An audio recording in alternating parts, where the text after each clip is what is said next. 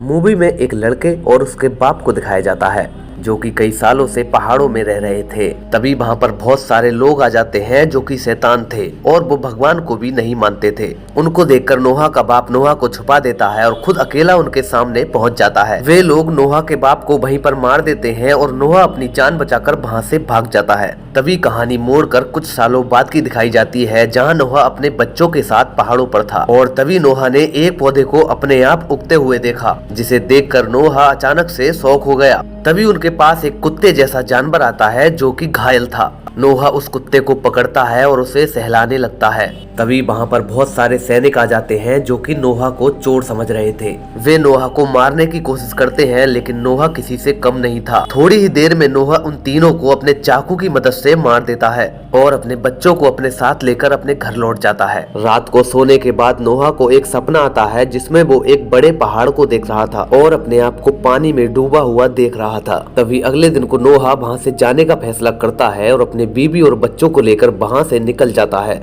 वो सब उस रास्ते से जा रहे थे जो कि पूरी तरह से बंजर हो चुका था। कुछ दूर पर चलने के बाद उन्हें टूटे हुए झोपड़े दिखते हैं जहाँ से रोने की आवाज आ रही थी। वे वहाँ जाकर देखते हैं तो एक छोटी सी बच्ची रो रही थी जिसके पेट में चाकू लगा हुआ था। नोहा उस लड़की को पालने का फैसला करता है और अपने साथ ले जाता है। तभी पीछे से बहुत सारे सैनिक आ जाते हैं और नोहा के साथ उसके परिवार वालों का पीछा करने लगते हैं। नोहा अपने परिवार वालों के साथ एक ऐसी जगह पर चला जाता है जहाँ पर पूरी तरह से काली जगह थी। उस काली जगह में पहुंचने के बाद एक पहाड़ जैसा आदमी खड़ा हो जाता है जिसे देखकर सारे सैनिक तो डर के भाग जाते हैं और नोहा वहीं पर बेहोश हो जाता है। और अगले सीन में जैसे ही नोहा की आंख खुलती है तो वो अपने आप को पहाड़ों के बीच कैद पाता है और उस पहाड़ों के चारों ओर पत्थर के और भी कई सारे आदमी थे जिन्हें देखकर नोहा समझ रहा था कि वो किसी और दुनिया में आ चुका है। जैसे ही रात होती है तभी नोहा के पास एक पहाड़ जैसा आदमी आता है और वो नोहा को वहाँ से बाहर निकालने का वादा करता है। नोहा उस पहाड़ जैसे आदमी के पीछे पीछे अपने परिवार को लेकर जाने लगता है। पहाड़ आदमी नोहा को बताता है कि हम एक आकाश के द्वारा पैदा हुए थे और भगवान ने हमें इंसानों की मदद के लिए धरती पर भेजा था, लेकिन एक इंसान के अलावा बाकी दुनिया के सारे इंसानों ने हमें मारने की कोशिश की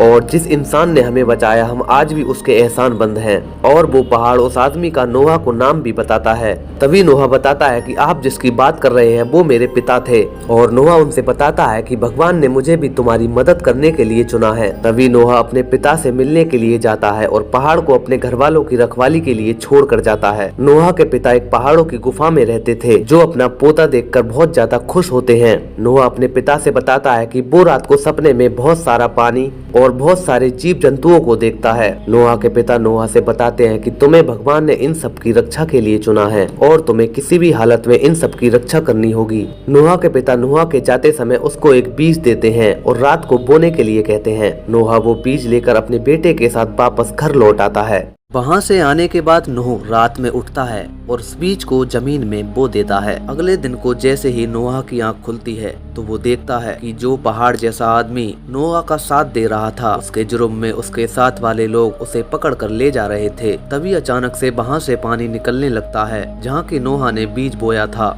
और उस पानी के आने से पूरा वहाँ पर जंगल बनने लगता है। धीरे धीरे पेड़ बड़े होने लगते हैं। नोहा ये देखकर पूरी तरह से अचंभित हो गया था और उसके साथ साथ जो पहाड़ी लोग नोहा पर भरोसा नहीं कर पा रहे थे वो भी ये देखकर पूरी तरह से अचंभित हो गए थे। जो सच्चाई नोहा को ऊपर वाले ने दिखाई थी उससे बचने के लिए नोहा उन पहाड़ी जैसे लोगों के साथ मिलकर एक नाव तैयार करने लग जाता है। इधर जंगल का सीन दिखाया जाता है। जिस लड़की को नोहा ने पाला था उससे नोहा का लड़का प्यार करता था, लेकिन वो लड़की के बांझ होने के कारण वो ऐसा नहीं कर पाती थी। तभी वे दोनों देखते हैं कि उनके जंगल की तरफ बहुत सारे पक्षी आ रहे थे जो कि उस जहाज में रहने के लिए ही आए थे। सारे पक्षी जहाज के अंदर आ जाते हैं जिन्हें नोहा की नाव के अंदर पूरी तरह से आसरा दिया जाता है। इनमें से जो नोहा का बीच वाला लड़का था वो एक लौंडियाबाज था। वो अपने पिता यानी नोहा से इस बात का जिक्र कर ही रहा था।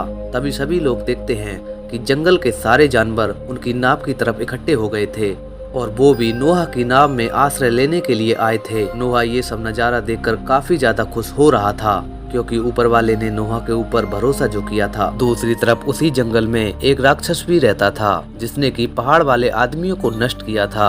वो उस जंगल में आता है तो उसकी नजर नोहा के बीच वाले लड़के पर पड़ती है और वो उसे रिझाने की कोशिश करता है और उसे इनाम में एक कुल्हाड़ी देता है। कुल्हाड़ी मिलने की खुशी में नोहा का बीच वाला लड़का उन सबको नोहा के पास ले जाता है।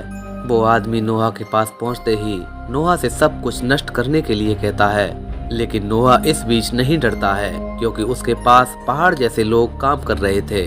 राक्षस उन पहाड़ जैसे आदमियों को देखकर उस वक्त तो नोहा से डर जाता है और वापस जंगल से लौट जाता है। वापस आने के बाद वो राक्षस नोहा को खत्म करने के लिए बड़े बड़े हथियार बनाने लगता है। जैसे ही अगले दिन को नोहा अपनी नाव से बाहर निकलता है तो वह देखता है कि जंगल के सारे बड़े बड़े जानवर उसकी नाव की तरफ आ रहे थे, क्योंकि उन सबको पता था कि नाव के बाहर जो भी रहेगा उसकी निश्चित मौत होगी।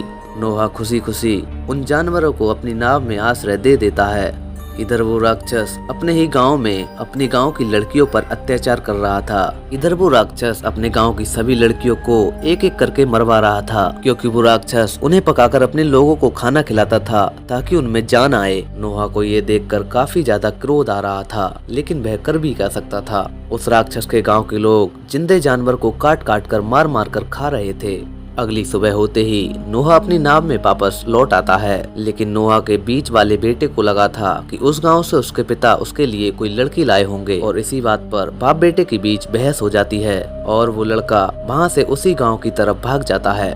तभी नोहा की वाइफ नोहा से कहती है कि अगर हमारे बच्चों के पास कोई लड़की नहीं होगी तो हमारा वंश आगे को कैसे बढ़ेगा, हमें कुछ न कुछ करना होगा। लेकिन नोहा अभी ऊपर वाले की कृपा में लगा हुआ था और वो इस सब में ये सब नहीं करना चाहता था, क्योंकि नोहा के लिए सबसे पहले सृष्टि को बचाना था।